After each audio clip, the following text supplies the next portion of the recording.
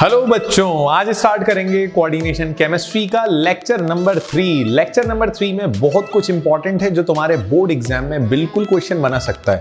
Conceptual points हैं, reasoning points हैं। चलिए देखते हैं क्या क्या पढ़ना है। तो आज के लेक्चर में स्टार्ट करेंगे वीबीटी। वीबीटी से पढ़ेंगे हाइब्रिडाइजेशन, हाइब्रिडाइजेशन से शेप निकालेंगे, ज्योमेट्री निकालेंगे, रीजनिंग क्वेश्चंस करेंगे। उसके बाद आ जाएंगे सीएफटी पर। सीएफटी तो पढ़ेंगे लेकिन सीएफटी के साथ स्पेक्ट्रोकेमिकल सीरीज पढ़ेंगे और उस पर भी कुछ बहुत टेक्निकल क्वेश्चन करेंगे सीएफएसई निकालने को। फिर फाइनली हम लोग एप्लीकेशन ऑफ कोऑर्डिनेशन कंपाउंड पढ़ेंगे और उसके साथ हमारा ये लेक्चर और हमारी रिवीजन सीरीज हो जाएगी कंप्लीट। तो चलिए शुरुआत करते हैं आज के इस लेक्चर की। Let's begin.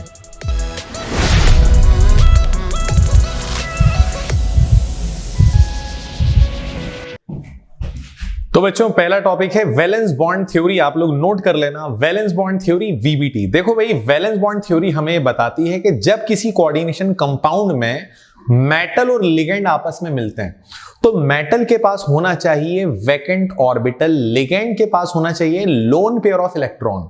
लिगेंड अपना लोन पेयर मेटल को देता है तो मेटल के वैकेंट ऑर्बिटल में लिगेंड का लोन पेयर जब जाएगा तो तैयार होगा हाइब्रिड ऑर्बिटल। और उस हाइब्रिड ऑर्बिटल के बेसिस पर वैलेंस बॉन्ड थ्योरी हमें बताती है on the basis of hybridised orbital, ये हमें बताती है शेप ज्योमेट्री। इसके अलावा शेप ज्योमेट्री के अलावा और भी कुछ चीजें जो वैलेंस बॉन्ड थ्योरी बताती है, जैसे ये हमें बताती है हाइब्रिडाइजेशन, sp3 होगी या dsp2 होगी। ये हमें बताती है मैग्नेटिक बिहेवियर कि भाई पैरामैग्नेटिक होगा या डायमैग्नेटिक होगा। वैलेंस बॉन्ड थ्योरी हमारे लिए बहुत काम आती है। इस पे क्वेश्चन किस पैटर्न पे आते हैं? देखो, थ्योरेटिकल क्वेश्चन तो नहीं आता, मतलब आप थ्योरी को लेके ज्यादा सीरियस मत होना, लेकिन थ्योरी से आप ये सीखते हो कि मेटल का वैकेंट ऑर्बिटल लिगेंड के लोन पेयर से मिलता है, बनाता है हाइब्रिड ऑर्बिटल, और उस हाइब्रिड ऑर्बिटल से हम निकालते हैं हाइब्रिडाइजेशन, शेप, मैग्नेटिक बिहेवियर। बच्चों वैलेंस बॉन्ड थ्योरी दी थी लाइनस पाउली ने, और वैलेंस बॉन्ड थ्योरी में अगर आपको कैलकुलेशन वाले पार्ट में परफेक्ट होना है तो मैं आपको एक सिंपल सी ट्रिक दे रहा हूं, फिर आता हूं कैलकुलेशन पे। ट्रिक ये है, आपको बस इतना याद रखना है कि कुछ लिगेंड्स ऐसे होते हैं जो स्ट्रांग होते हैं और कुछ लिगेंड्स होते हैं वीक। अगर आपने स्ट्रांग लिगेंड का कॉन्सेप्ट सीख लिया तो आप वैलेंस बॉन्ड थ्योरी में चैंपियन बन जाओगे, इसकी मैं गारंटी दे रहा हूं। स्ट्रांग लिगेंड वो होते हैं जो कार्बन या नाइट्रोजन का यूज करके मेटल से बॉन्ड बनाए, जैसे CN, ये स्ट्रांग लिगेंड है। NC स्ट्रांग लिगेंड है। NH3 स्ट्रांग लिगेंड है। NO2 भी स्ट्रांग लिगेंड है।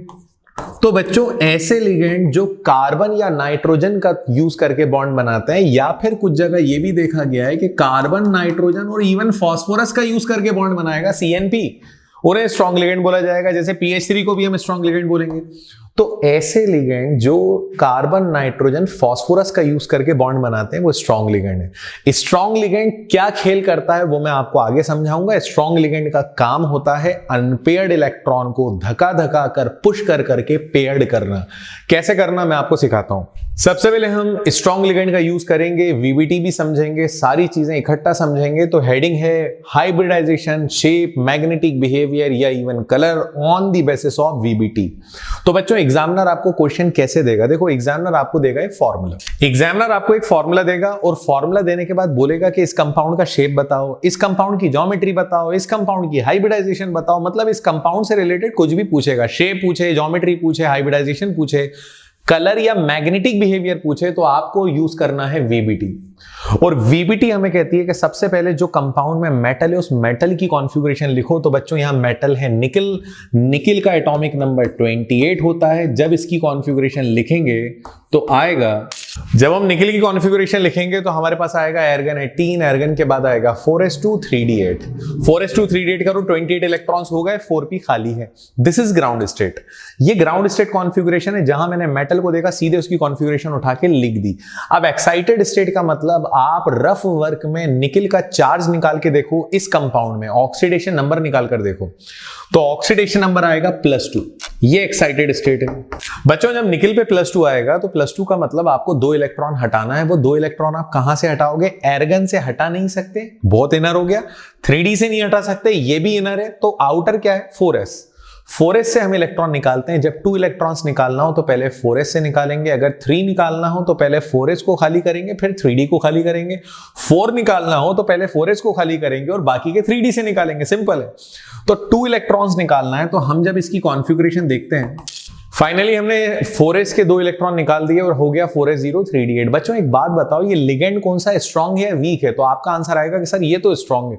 अगर स्ट्रांग लिगेंड है तो बस इतना करो कि d ऑर्बिटल में आपको पेयर्ड इलेक्ट्रॉन दिख रहे हैं 6, 8 में से 6 इलेक्ट्रॉन पेयर्ड हैं और 2 अनपेयर्ड हैं, उन दोनों को पेयर कर दो, क्योंकि स्ट्रांग लिगेंड का काम है अनपेयर्ड इलेक्ट्रॉन की पेयरिंग करना या अनपेयर्ड इलेक्ट्रॉन को शिफ्ट करना।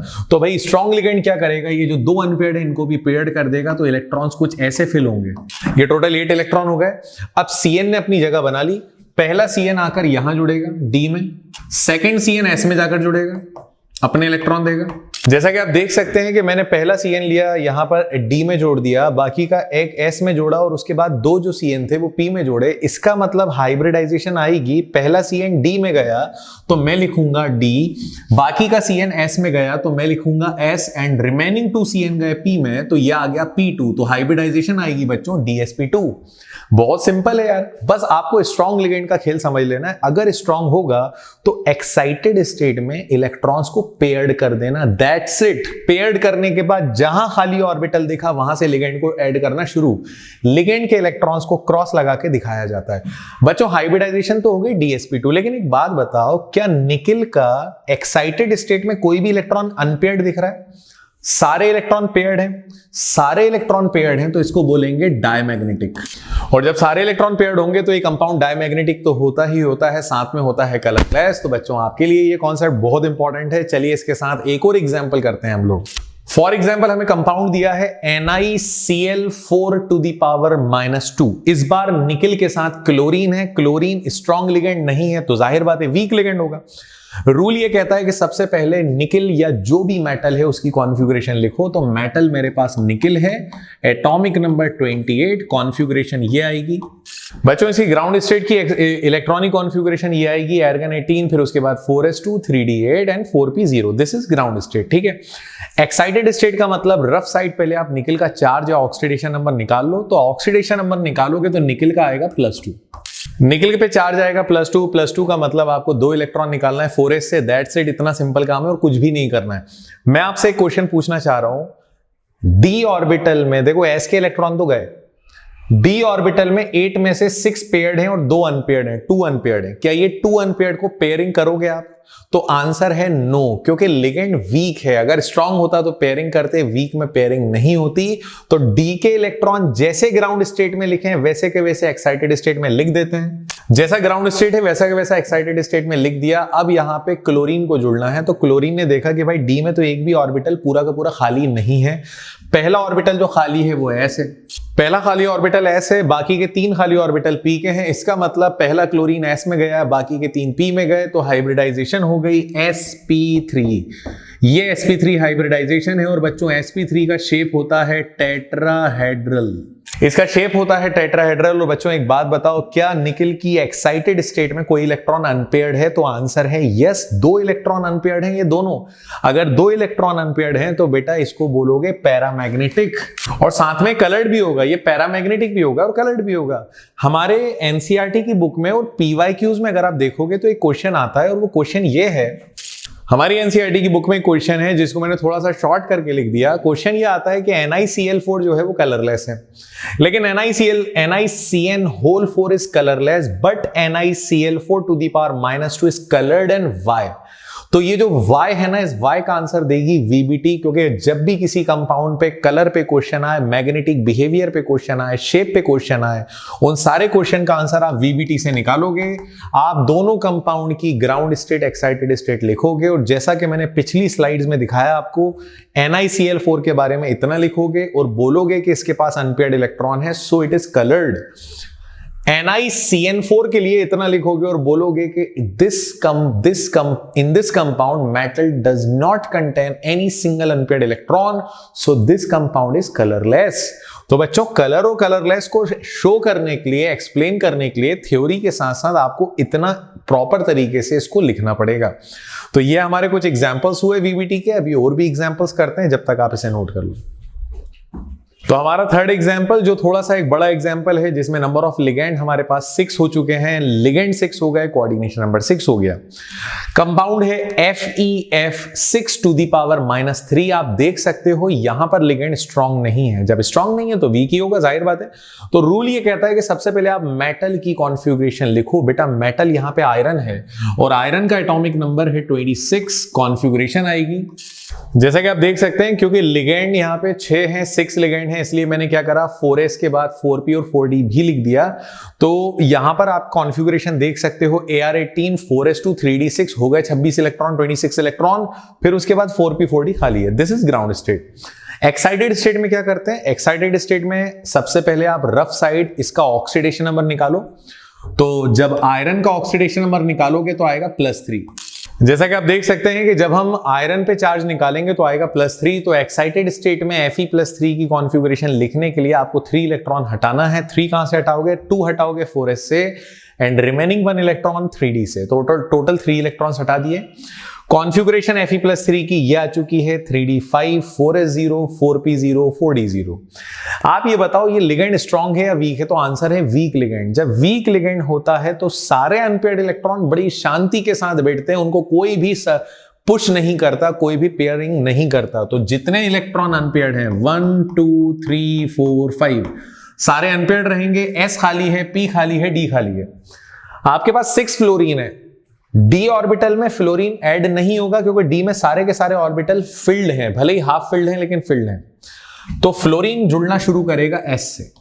जैसा कि आप देख सकते हैं कि मैंने फ्लोरीन को ऐड करा तो पहला फ्लोरीन S में गया, बाकी के 3p में गए, लास्ट के 2 गए D में। इसका मतलब पहला फ्लोरीन S में गया तो मैं लिखता हूं S, बाकी के 3p में गए तो P3, लास्ट के 2 D में गए तो D2। sp3d2 ये हाइब्रिडाइजेशन है इस पूरे कंपाउंड की।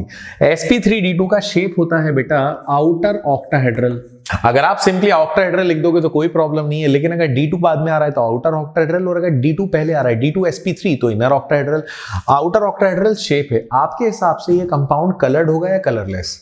तो आप देखो D में 5 अनपेयर्ड इलेक्ट्रॉन है, it means this compound is coloured, क्योंकि एक भी अनपेयर्ड होता है तो कलर्ड होता है और साथ में पैरामैग्नेटिक भी होगा। तो बच्चों ये तो हमारा कंपाउंड हो गया कंप्लीट। अब मेरा आप लोगों को एक सिंपल सा क्वेश्चन है, मैं आपको कुछ एग्जांपल देना चाहता हूं एज अ होमवर्क, ठीक है? आप ट्राई करना। जैसे एक कंपाउंड मैं आपको देना चाहता हूं FeCN6, सेकेंड कंपाउंड मैं आपको देना चाहता हूं COCO का होल 4, एंड थर्ड कंपाउंड, ये मैंने थर्ड कंपाउंड दिया। बच्चों एक बात का ख्याल रखना, जब किसी कंपाउंड में मेटल पे नेगेटिव चार्ज आए या मेटल पे 0 चार्ज आए, मतलब ऑक्सीडेशन नंबर 0 है, तो एक्साइटेड स्टेट में 4s के इलेक्ट्रॉन 3d में शिफ्ट कर देना। अगर मेटल पे नेगेटिव आए या 0 आए तो 4s के इलेक्ट्रॉन्स को शिफ्ट कर देना 3d में, तब जाकर आंसर निकाल पाओगे। और अगर मेटल पे नेगेटिव चार्ज आएगा तो इलेक्ट्रॉन बढ़ाना, कहां बढ़ाओगे? 3d में। 4s के इलेक्ट्रॉन को भी कहां शिफ्ट करोगे? 3d में। तो पूरी का पूरा फोर्स जो होगा ना हमारा वो 3d पे लगेगा। तो ये वाला जो केस है इसमें मेटल पे नेगेटिव चार्ज आएगा, इस केस में मेटल पे 0 चार्ज आएगा। आप ट्राई करो, ये बहुत इंपॉर्टेंट एग्जांपल है। और फर्स्ट वाला एग्जांपल तो बहुत ही सिंपल है यार। तो बच्चों ये आप लोगों के लिए मैंने कुछ एग्जांपल दिए हैं, आप इन्हें नोट करो और वीवीडी में परफेक्ट हो जाओ। तो अब हमारा नेक्स्ट टॉपिक है क्रिस्टल फील्ड थ्योरी। एक बड़ा अच्छा टॉपिक है जिसमें थ्योरी भी है, रीजनिंग क्वेश्चन भी है और कई चीजें सीखने की भी है, क्योंकि ये ऑब्जेक्टिव भी बनाती है हमारा। क्रिस्टल फील्ड थ्योरी बच्चों, ये थ्योरी शुरुआत में दी गई थी आयनिक क्रिस्टल्स के लिए, लेकिन 1950s से, नोट कर लेना, from 1950s this theory was used for coordination compounds to.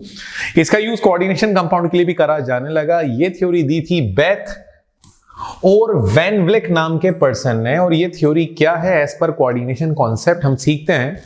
इस थ्योरी का पहला पॉइंट ये बोलता है कि भाई दुनिया के जितने भी कोऑर्डिनेशन कंपाउंड हैं उनमें सारे के सारे मेटल्स को हम बोलते हैं पॉजिटिव चार्ज। मेटल को अज्यूम करा जाता है पॉजिटिवली चार्ज स्पीशीज, और लिगेंड चाहे नेगेटिव हो या न्यूट्रल हो, सारे लिगेंड को माना जाता है नेगेटिव चार्ज। अब क्योंकि तुम लिगेंड को नेगेटिव और मेटल को पॉजिटिव मानोगे तो पॉजिटिव नेगेटिव के बीच के अट्रैक्शन को कोऑर्डिनेशन बॉन्ड थोड़ी बोलोगे। पॉजिटिव नेगेटिव के अट्रैक्शन को हम बोलते हैं इलेक्ट्रोस्टैटिक फोर्स ऑफ अट्रैक्शन या फिर आयनिक बॉन्ड। तो बच्चों ये पहली थ्योरी है जो ये बोल रही है कि भाई मेटल और लिगेंड के बीच का बॉन्ड आयनिक बॉन्ड है। अदरवाइज सारी थ्योरी ये बोलती है कि मेटल और लिगेंड के बीच का बॉन्ड कोऑर्डिनेट बॉन्ड है। लेकिन first theory which explain that bond between metal and ligand is ionic is crystal field theory. अब क्रिस्टल फील्ड थ्योरी में एक बड़ी इंपॉर्टेंट बात यह बताई गई है कि नेगेटिव चार्ज वाले जितने लिगेंड्स हैं उन सारे नेगेटिव चार्ज वाले लिगेंड्स को बोला जाता है पॉइंट चार्ज, जैसे F negative, Cl negative, Cn negative. और जो न्यूट्रल लिगेंड्स हैं जैसे CO, PH3, NH3, water etcetera, सारे न्यूट्रल लिगेंड को बोला जाता है पॉइंट डायपोल। तो बच्चों याद रखना, negative ligands are known as point charge and neutral ligands are known as point dipole. And finally metal के पास इलेक्ट्रॉन होते हैं। जब लिगेंड उसे इलेक्ट्रॉन देता है तो लिगेंड्स के इलेक्ट्रॉन और मेटल के इलेक्ट्रॉन में भयंकर तरीके से रिपल्शन होता है। इतना रिपल्शन होता है कि मेटल के जो d ऑर्बिटल्स हैं, d में 5 ऑर्बिटल हैं, वो टूट जाते हैं और 2 पीसेस में टूट जाते हैं, 2 पार्ट्स में ब्रेक हो जाएंगे, जिसमें फर्स्ट पार्ट को बोला जाएगा Eg और सेकंड पार्ट को बोला जाएगा T2G। तो बच्चों ये जो पॉइंट्स मैं आप लोगों को बता रहा हूं, मैं एक बार साइड हो रहा हूं, आप देख सकते हो फर्स्ट 2 पॉइंट्स, उसके बाद ये नेक्स्ट 2 पॉइंट्स। आई होप आप लोगों ने स्क्रीनशॉट ले लिया होगा, अब आप लिख लेना, आपके काम आ जाएगा। फाइनली अब हम इसके मेन पॉइंट पर आते हैं, जहां पर हमें बताया जा रहा है splitting of D subshell in octahedral. देखो बच्चों, आप सबको पता है डी सबशेल में होते हैं 5 ऑर्बिटल्स, डी में होते हैं टोटल 5 ऑर्बिटल, 5 ऑर्बिटल। जब तक मेटल अकेला है तो ऑर्बिटल्स के बीच डीजेनरेसी है। डीजेनरेसी मतलब सारे ऑर्बिटल्स की एनर्जी बराबर है। T2G और Eg दोनों पास पास बैठे हुए हैं, दोनों एक दूसरे से जुड़े हुए हैं। पहले 3 ऑर्बिटल जो हैं वो T2G कहलाते हैं, लास्ट के 2 जो हैं वो Eg कहलाते हैं। लेकिन जैसे ही मेटल के साथ लिगेंड जुड़ता है तो लिगेंड के इलेक्ट्रॉन्स, मेटल के इलेक्ट्रॉन्स, रिपल्शन होता है। रिपल्शन से ये मेटल का डी ऑर्बिटल 2 हिस्सों में टूट जाता है और जैसे ही ये ब्रेक होगा, आप देख सकते हो कि जैसे ही डी ऑर्बिटल ब्रेक होता है, डी के 2 पार्ट्स हो जाते हैं। पहले 3 orbital, first 3 orbital DXY, YZ, ZX, ये तीनों ऑर्बिटल लोअर एनर्जी वाले T2G में आ जाते हैं, मतलब नीचे आते हैं। और लास्ट के 2 ऑर्बिटल, लास्ट के जो 2 ऑर्बिटल्स हैं, इसको कहा जाता है DX2Y2 और लास्ट वाले को DZ2। इसकी एनर्जी ज्यादा होती है और ये ऊपर आ जाता है। और बेटा ये स्प्लिटिंग है डिफरेंस इन एनर्जी की वजह से। तो एनर्जी में डिफरेंस है तो डेल का साइन लगाएंगे और ऑक्टाहेड्रल की बात कर रहे हैं तो O से शो करेंगे। तो डेल्टा O मतलब ऑक्टाहेड्रल स्प्लिटिंग। तो बच्चों आप याद रखना, ये बहुत इंपॉर्टेंट कॉन्सेप्ट है आप लोगों के लिए। अगर मैं बात करता टेट्राहेड्रल कॉम्प्लेक्स की, तो बेटा टेट्राहेड्रल में लास्ट के जो नीचे जो आपको दिख रहा है ना DXY, YZ, ZX, ये ऊपर जाता और DX2Y2 Z2 नीचे आ जाएगा। तो टेट्राहेड्रल में स्प्लिटिंग होगी, लेकिन ज्यादा एनर्जी मिलेगी T2G को, वो तीनों ऊपर जाएंगे। कम एनर्जी मिलेगी Eg को, वो नीचे आ जाएगा। तो आप इसे नोट करो, बहुत काम आने वाला है। हम इस पे कॉन्सेप्चुअल क्वेश्चन भी करते हैं, तो होपफुली आपने नोट कर लिया होगा। देखो यहां पर एक बात और याद रखना, Eg जो है उसकी एनर्जी लेवल माना जाता है 0.6 और T2G की वैल्यू मानी जाती है 0.4। ये 0.6 और 0.4 हमें आगे कुछ कैलकुलेट करने में हेल्प करेगी। और क्या कैलकुलेट करने में हेल्प करेगी? That is crystal field splitting energy, CFSE। Crystal field splitting energy को हमें कैलकुलेट करने पर क्वेश्चन आ जाता है और ये न्यूमेरिकल होता है। इसको कैसे कैलकुलेट करना है मैं आपको सिंपल बता रहा हूं। फॉर एग्जाम्पल, हमें एक मेटल दिया और हमें उसके साथ लिगेंड दिए। लिगेंड्स थे स्ट्रॉन्ग। मेटल की कॉन्फ़िगरेशन आती है D6। अगर D6 कॉन्फ़िगरेशन आती है तो बच्चों D में आपको पता है कि भाई D में होते हैं 5 ऑर्बिटल्स। D में 5 ऑर्बिटल्स होते हैं, जिसमें पहले 3 होते हैं T2G और लास्ट के 2 होते हैं Eg। अगर स्ट्रॉन्ग लिगेंड है तो स्ट्रॉन्ग लिगेंड का मतलब सारे इलेक्ट्रॉन्स को पेयर्ड कर करके लिखना है, मतलब 1 बाय 1 नहीं लिखना, पेयरिंग कर करके लिखनी है। तो जब आप पेयरिंग करोगे तो ये आ गया 1 2 3 4 5 6। मतलब आप नोटिस करो तो ये तीनों ऑर्बिटल T2G के हैं। T2G में पूरे इलेक्ट्रॉन चले गए, Eg बेचारा खाली है। तो एक्चुअल कॉन्फ़िगरेशन जो आई वो आई T2G to the power 6, Eg to the power 0। अब आपको CFSE निकालना है, तो बच्चों आपको एक बात पता है कि T2G की वैल्यू जो है वो 0.4 है, लेकिन ये नीचे आ रहा है तो माइनस में इसकी वैल्यू लेंगे। 0.4 लिखते हैं, लेकिन जब यूज करेंगे तो लेंगे -0.4। ऊपर की वैल्यू को प्लस में लेंगे, जो भी नीचे वैल्यू आएगी इस डेल्टा के नीचे उसको नेगेटिव में लेंगे। तो इसका मतलब जब हम CFSE निकालते हैं तो T2G में टोटल 6 इलेक्ट्रॉन है और T2G की एनर्जी है -0.4। Eg में 0 इलेक्ट्रॉन है और Eg की वैल्यू है 0.6। 0 इंटू 0.6 ये तो पूरा 0 हो गया, 6 इंटू -0.4 तो बेटा ये हो जाएगा -2.4, और ये जो -2.4 वैल्यू आई है दिस इज CFSE। उम्मीद है आपको CFSE निकालना समझ में आ गया हो। नीचे की वैल्यू को माइनस का साइन करके यूज करना और टोटल इलेक्ट्रॉन्स को मल्टीप्लाई कर देना, दैट्स इट। अगर इजी में कुछ इलेक्ट्रॉन होते हैं, फॉर एग्जांपल 2, 3, 4 जो भी इलेक्ट्रॉन होते हैं, उतने इलेक्ट्रॉन मल्टीप्लाई बाय 0.6 तो हमारे पास आ जाता CFSE। आप इसे नोट कर सकते हो। अब हम आते हैं हमारे लास्ट टॉपिक पर, जिसका नाम है application of coordination compound. Coordination compound हमारी लाइफ में कहां कहां यूज हो रहा है, कहां वो हमारी लाइफ में काम आ रहा है, वो हम वन बाय वन देखते हैं। तो पहली एप्लीकेशन इन बायोलॉजिकल एक्टिविटी। बच्चों कई ऐसे कोऑर्डिनेशन कंपाउंड है जो हमारी लाइफ से डायरेक्टली एसोसिएटेड है। जैसे आप सबको पता होगा haemoglobin. Haemoglobin is a complex compound of iron. Note कर लेना, haemoglobin is a complex compound of iron which help to provide or supply oxygen in different parts of our body। जो हमारी बॉडी में अलग अलग पार्ट्स में oxygen supply करता है। इसके अलावा कुछ और भी कॉम्प्लेक्स कंपाउंड है जो बायोलॉजिकली इंपॉर्टेंट है। जैसा कि आप देख सकते हैं, मैंने यहाँ पर अलग अलग कंपाउंड्स को लिखा हुआ है। जैसे क्लोरोफिल। क्लोरोफिल काय का कंपाउंड है? तो भैया क्लोरोफिल ग्रीन कलर का पिगमेंट है जो प्लांट को फोटोसिंथेसिस करने में हेल्प करता है। And chlorophyll is a complex compound of magnesium. Vitamin B12 जिसका नाम होता है साइनोकोबालामाइन। साइनोकोबालामाइन is a compound of cobalt and similarly haemoglobin is a compound of iron. तो बच्चों ये सारे वो कंपाउंड है जो हमारे लिए बायोलॉजिकली इंपॉर्टेंट है। अब इसके बाद दूसरी एप्लीकेशन, सेकंड एप्लीकेशन देखते हैं इन मेडिसिन्स। मेडिसिन्स में एक बड़ी इंपॉर्टेंट मेडिसिन है जिसका नाम है सिस्प्लेटिन। बच्चों सिस्प्लेटिन जो होता है, cisplatin is a medicine which is use in treatment of cancer और ट्यूमर। तो जो ट्यूमर होता है ना, उस ट्यूमर को या कैंसर को ट्रीट करने के लिए जिस केमिकल का यूज करा जाता है वो केमिकल कंपाउंड है coordination compound, and that chemical compound is cisplatin. Cisplatin के अलावा एक और कोऑर्डिनेशन कंपाउंड है जो मेडिसिन फॉर्म में यूज करा जाता है, कैल्शियम EDTA कॉम्प्लेक्स। EDTA तो आप जानते हो इथाइलिन डायमाइन टेट्राएसीटेट। EDTA और कैल्शियम का जो कॉम्प्लेक्स होता है वो यूज करा जाता है अगेंस्ट पॉइजन, खासतौर से लेड पॉइजनिंग के अगेंस्ट यूज करा जाता है। अगर किसी इंसान को पॉइजन चला गया उसकी बॉडी में तो उसको इंजेक्ट करा जाता है कैल्शियम EDTA कॉम्प्लेक्स, ताकि ये कैल्शियम EDTA कॉम्प्लेक्स उस पॉइजन को बॉडी से एक्सक्रीट करने में, निकालने में हमारी हेल्प करेगा। तो बच्चों ये हमारी सेकंड एप्लीकेशन है मेडिसिन। इसके बाद हम बात करते हैं थर्ड एप्लीकेशन जो बहुत कॉमन है, that is analytical chemistry. Chemistry के अंदर चीजों को आइडेंटिफाई करना, उनकी एनालिसिस करना कहलाता है एनालिटिकल केमिस्ट्री। और एनालिटिकल केमिस्ट्री में भी कई बार जब आप कंपाउंड को या मेटल को आइडेंटिफाई कर रहे होते हो तो उस वक्त बन जाता है कोऑर्डिनेशन कंपाउंड।